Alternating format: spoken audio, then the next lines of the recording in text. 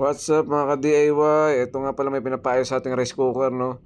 So, tinignan natin yung kanyang magnetic na switch. Hindi naman pala. Yung pala yung yung rocker switch ang problema.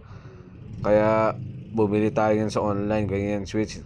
Una kong nilagay dyan yung switch na pang video okay, hindi pala yun. Alam pala, lalagay nyo talaga yung pang rice cooker na switch.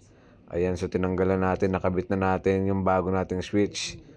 Ang issue nito, hindi nagkukok, puro warm lang. So ayan, saksak na natin.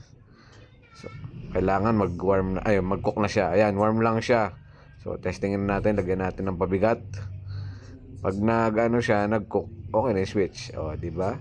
Yun lang magiging problema noon pag hindi pag ganyan style, yung iba hindi naman ganyan na switch eh. Naka stainless. Ito kasi rocker switch ang Kaya push button switch, kaya okay na. Yun lang po. Thank you.